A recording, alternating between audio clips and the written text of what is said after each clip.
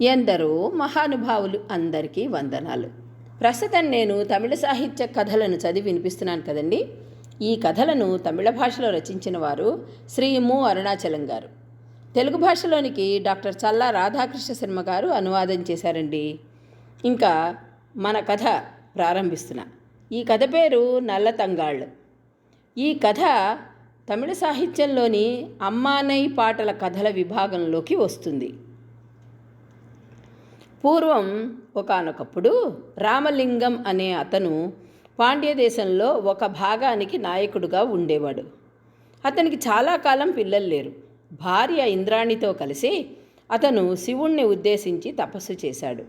శివానుగ్రహం వలన అతనికి ఒక మగపిల్లవాడు, ఒక ఆడపిల్ల పుట్టారు.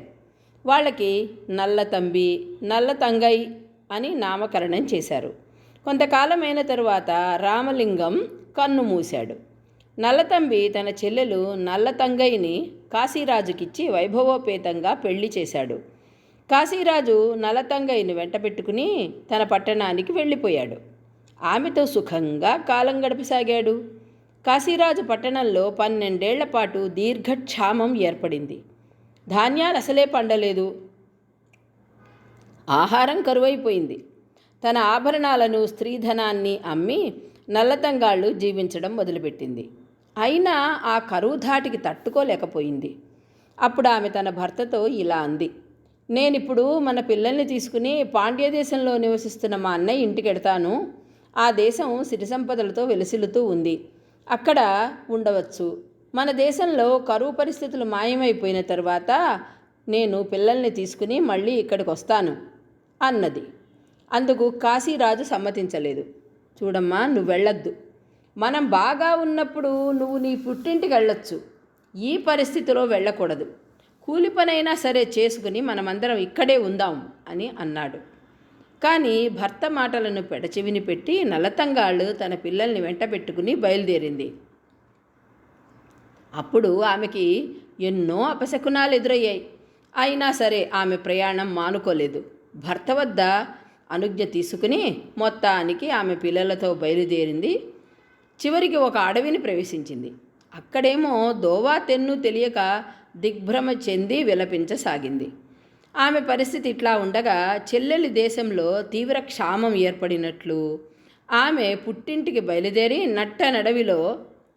అడవిలో మార్గం తెలియక విలపిస్తున్నట్లు నల్లతంబి కలగన్నాడు. నిద్ర మేల్కొన్న తర్వాత సేవకుల్ని వెంటబెట్టుకుని అతను అడవి వైపుకు బయలుదేరాడు. చెల్లెల్ని వెతుకుదామనే ఉద్దేశంతోనే బయలుదేరాడు. సేవకులు మొత్తానికి ఆమెను కనిపెట్టారు. ఆమెను చూశాక ఆ విషయాన్ని అతనికి తెలియజేశారు. ఆమె పరిస్థితిని చూసి అతను కంటతడి పెట్టాడు. ఆమెను ఓదార్చి సేవకులతో తన ఇంటికి పంపాడు. తను పనులు చూసుకుని వస్తానని చెప్పాడు. ఇంట్లో నా భార్య మూళి అలంకారి ఉంటుంది. ఆమె నిన్ను సగౌరవంగా చూస్తుంది అని చెప్పి అతను సేవకుల్ని తోడిచ్చి ఆమెను, పిల్లలను తన ఇంటికి పంపాడు. ఆమె అన్నగారిల్లు చేరుకుంది. కానీ వదిన ఆమెను ఆహ్వానించలేదు. తలుపులు మూసేసింది. పిల్లలకి దాహంగా ఉందని, కొంచెం మంచినీళ్లు కావాలని నల్లతంగై వదినను అడిగింది. అయినా సరే వదిన తలుపు తీయలేదు. అప్పుడు నల్లతంగాళ్ళంది, నేనే కనుక పతివ్రతనైతే ఈ తలుపులు తెరుచుకోవాలి అని చెప్పింది. ఆ సరికి తలుపులన్నీ తమంతట తామే తెరుచుకున్నాయి. వెంటనే పిల్లలు లోపలికి వెళ్ళి అక్కడ ఉన్న కొబ్బరికాయలు, మామిడికాయలు తీసుకుని తిందామని అనుకున్నారు. మూళి వాళ్ళ వద్ద నుంచి అవి లాక్కుంది. పిల్లలకి ఆకలిగా ఉంది, తాగేందుకు ఏదైనా గంజి పొయ్యి అని నల్లతంగై ఆమెను అడిగింది. అప్పుడు మూళి చిల్లుకుండను పొయ్యి మీద పెట్టి అందులో ముక్కిపోయిన రాగులు పోసి అరటి ఊచను కట్టెలుగా చేసి ఊదసాగింది. ఆ దృశ్యం చూస్తున్న నల్లతంగాళ్, పొయ్యి మండాలి, గంజి కాగాలి, నా పిల్లల ఆకలి తీరాలి అని అన్నది. ఆ మాటలలోని శక్తికి అన్నీ జరిగాయి. కానీ మూళి గంజి పొయ్యలేదు. ఇరుగు పొరుగులనున్న స్త్రీలు తమ ఇంట్లో అన్నం తినమని నల్లతంగాళ్ళని అర్థించారు. కానీ ఆమె అందుకు సమ్మతించలేదు. తన పిల్లల్ని వెంటబెట్టుకుని ఆమె అడవి వైపుకి నడవసాగింది. తాను వెళ్లే దారి తెలియాలనే ఉద్దేశంతో దారి వెంబడి ఒక కొమ్మను ముక్కలు ముక్కలు చేస్తూ కింద పడేస్తూ వెళ్ళింది. అడవిలో ఒక పాడుబావి వద్దకు పిల్లల్ని తీసుకెళ్ళింది. తన మంగళసూత్రాన్ని తీసేసి, నువ్వు ఇక్కడ రాయిగా పడుండు అన్నది. మంగళసూత్రం వెంటనే ఒక బండరాయిగా మారిపోయింది. తర్వాత అన్ని దైవాలకు మొక్కి తన 7 పిల్లల్లో 5 మగపిల్లల్ని, ఒక కూతుర్ని బావిలోకి తోసేసింది. పెద్ద పిల్లవాడు తనను బావిలోకి పడవేయవద్దని బతిమిలాడాడు. అయినా సరే జాలి చంపుకుని అతన్ని కూడా తోసేసి తాను బావిలోకి దూకి ప్రాణాలు విడిచింది. ఇలా ఇక్కడ జరగగా అడవిలో వేటాడుతూ ఉన్న నల్లతంబికి దుర్నిమిత్తాలు ఎదురైనాయి. తన చెల్లెలికేదో విపత్తు సంభవించినట్లు గ్రహించి అతను శరవేగంగా ఇంటికొచ్చాడు. జరిగిన విషయాలన్నీ తెలుసుకున్నాడు. చెల్లెల్ని వెతుక్కుంటూ అడవికి పరిగెత్తాడు. నల్లతంగాళ్ళు వేసిన గుర్తుల్ని అనుసరిస్తూ వెళ్ళి అతను చివరికి ఆ పాడుపడ్డ బావి దగ్గరికి చేరగానే లోపలికి చూసి మృతదేహాలను చూసి బాధపడుతూ వెలికి తీశాడు. తన భార్య వల్ల జరిగిన ఘోరానికి దుఃఖించాడు. చెల్లెల్ని పిల్లల్ని శాస్త్రోక్తంగా దహన సంస్కారాలు చేశాడు. ఇంటికి తిరిగి వచ్చిన తర్వాత అతను మూలి మీద కసి తీర్చుకోవాలనుకున్నాడు. వాళ్ళకి ఒక కొడుకున్నాడు. అతనికి పెళ్లి చేయాలని అందుకు తగిన ఏర్పాట్లు చేశాడు. మూలి పుట్టింటి వారందరికీ శుభలేఖలు పంపాడు.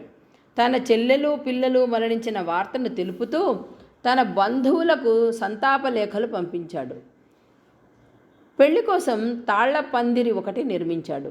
ఒక్క ముడిని కనుక విప్పదీస్తే పందిరి కాస్త కూలిపోతుంది. అలా కట్టాడు. కింద ఉన్న వాళ్ళందరూ మరణిస్తారు ఆ దెబ్బకి. పెళ్లినాటికి మూలి అలంకారి వైపు బంధువులందరూ వచ్చి పందిట్లో కూర్చున్నారు. పెళ్లి జరిగింది. ఆ తర్వాత భోజనానికి గాను వాళ్ళందరూ పందిట్లో కూర్చున్నారు. అప్పుడు ఆ పందిరి నిర్మించిన ఆచారి ఒక ముడిని విప్పగానే పందిరి కాస్త కూలిపోయింది. దాని కింద ఉన్న వాళ్ళంతా విగత జీవులయ్యారు. తప్పించుకున్న మూలిని పట్టుకుని చిత్రవధ చేసి సున్నం బట్టీలో వేసి కాల్చి చంపారు అందరూ. ఈ పరిస్థితిలో కాశీరాజు దేశంలో వానలు కురిశాయి. దేశం సుభిక్షమైంది.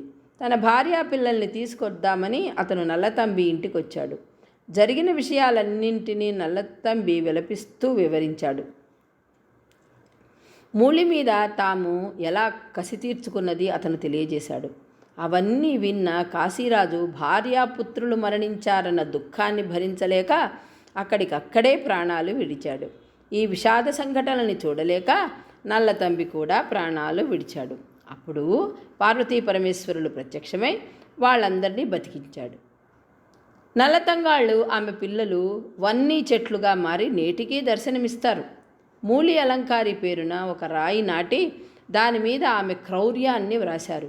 వచ్చేపోయేవారు ఆ రాతిని చూసి ఇప్పటికీ ఉమ్మేస్తూ ఉంటారు. ఇదండి కథ. చాలా చిత్రమైన కథ కదా. ఇంకా తర్వాయి భాగంలో కలుసుకుందాము. అప్పటి వరకు సెలవు. అంతవరకు మీకు గనక ఈ కథలు నచ్చితే లైక్ చేయండి, షేర్ చేయండి, సబ్స్క్రైబ్ చేసుకుని నన్ను మరింతగా ప్రోత్సహించండి. ఉంటానండి. నమస్తే.